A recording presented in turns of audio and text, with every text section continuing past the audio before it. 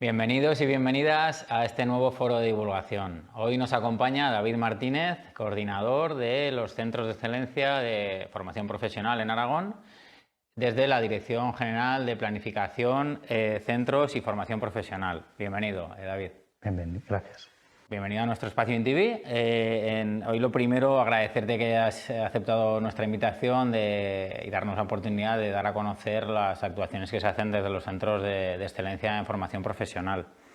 Antes de nada, pues te voy a pedir que nos expliques un poco en qué consiste esta red de centros de excelencia y también que nos cuentes brevemente tus funciones como coordinador en Aragón. Muy bien. Bueno, pues la red de centros de excelencia de formación profesional están financiados con fondos MRR, ¿no?, del Mecanismo de Recuperación y Resiliencia, dentro de un plan del Gobierno y dentro de ese plan, que es el Plan de Recuperación, Transformación y Resiliencia que nació a raíz del COVID, pues es un componente específico, el componente 20, la inversión 2, y que es para impulsar la formación profesional y su digitalización, ¿no? Está encuadrado en eso. Luego los centros, el objetivo principal pues de los centros es crear una red, también crear contactos y centros de excelencia de un mismo sector para que tengan contactos entre ellos, y luego, sobre todo, pues hacer un acercamiento a las empresas, ¿no?, al tejido empresarial, para alinear más la formación con la realidad empresarial.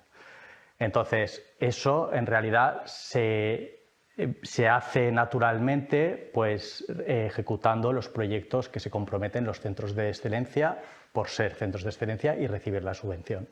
Pues hacen cursos que están incluidos en un proyecto primario que llaman 2, ¿no?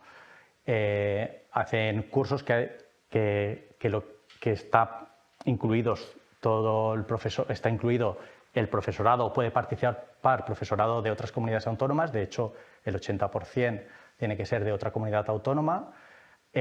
También se hace este acercamiento porque se hacen proyectos de innovación con empresas y luego también se hacen con empresas y con centros de excelencia de otras comunidades autónomas del mismo sector.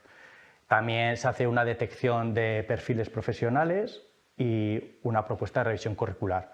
Entonces, estos dos últimos proyectos, que son el 4 y el 5, pues también lo que hacen es intentar generar información para alinear más los currículos con la formación profesional. Hablamos de la red de centros de excelencia de formación profesional en Aragón, en nuestra comunidad, y concretamente cuáles son los centros de FP en Aragón que tenemos como centros de excelencia y en qué sectores son centros de excelencia. Sí, pues hay 5 centros de excelencia en Aragón. 3 fueron nombrados en una convocatoria que hubo en el 2022 y son el CPI-FP Pirámide, que es Centro de Excelencia en el sector de las energías renovables. Luego el CIFPA, que sois vosotros, que es donde estamos ahora, que sois Centro de Excelencia en el sector del transporte y la logística. Y el CPI-FP Bajo Aragón, que es excelente, por decirlo de alguna manera, en el sector del automóvil. En la convocatoria del 23 fueron nombrados 2 centros más de Aragón, que son el CPI-FP Monte Aragón, que es excelente en el sector de la economía social y de los cuidados, y el Corona de Aragón, el CPI-FP Corona de Aragón, que es excelente en el sector de la química. Hay también recalcar que no son los únicos excelentes en ese sector, sino que que hay varios centros de excelencia de ese mismo sector, que es donde se producen también sinergias, ejecutando pues, proyectos de innovación conjuntamente y otros proyectos que los hacen en colaboración.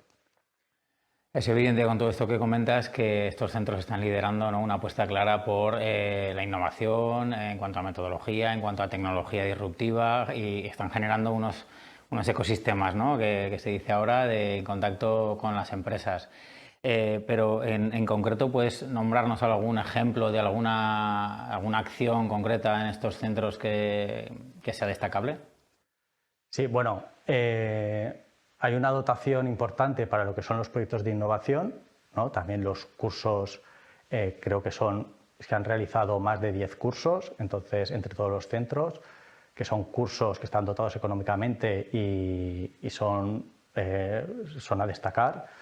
Pero bueno, los proyectos de innovación serán quizás los más vistosos, como por ejemplo el que realizasteis vosotros aquí, de almacén y factoría logística, que es crear una plataforma para donde se pueden conectar virtualmente otros alumnos y profesorados de este sector vuestro, que es el del transporte y la logística, para tener unos recursos educativos, ¿no? Y a disposición de todos los sectores.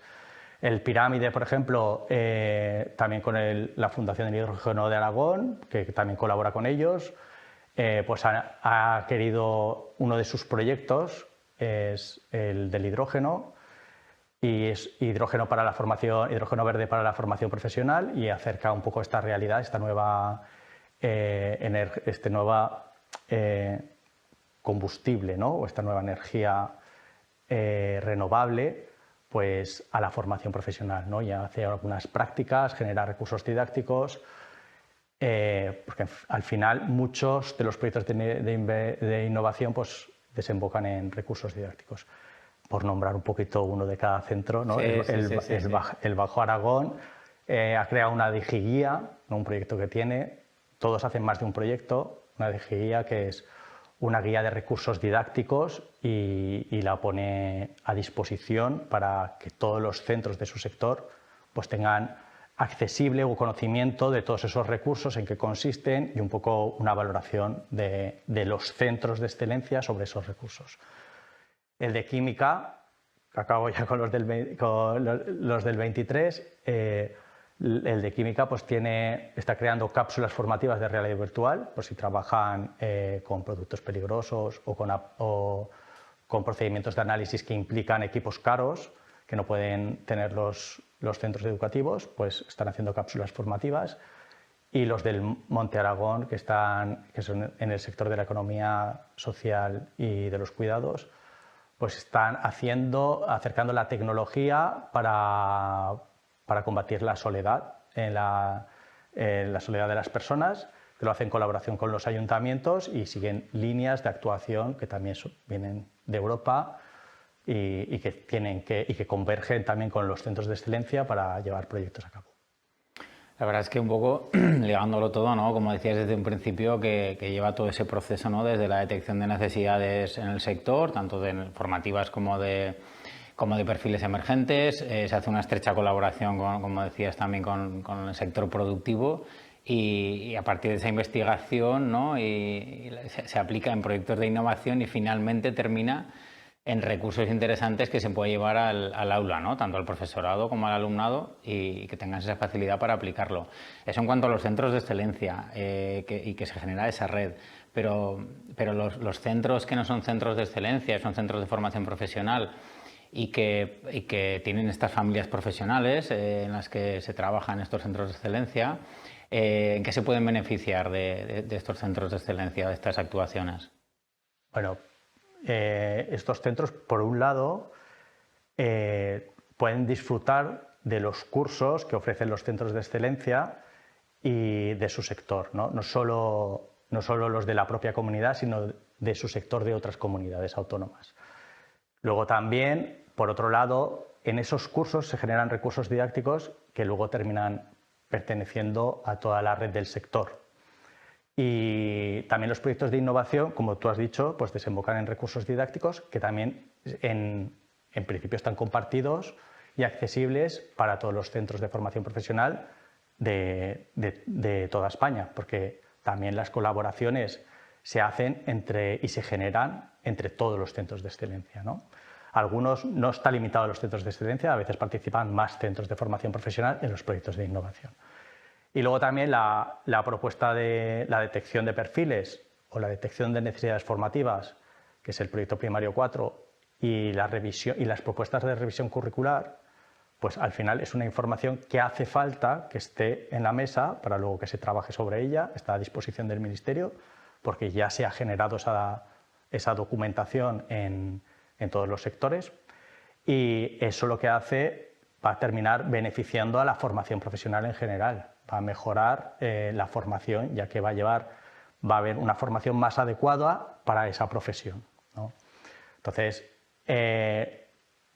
los centros de excelencia benefician porque alinean esa formación con las empresas y su existencia y su mantenimiento pues lo favorece. Desde el año 2022 que se creó la red de centros de excelencia a nivel nacional, ha habido varias fases, ¿no? Varias convocatorias. ¿En qué fase estamos actualmente?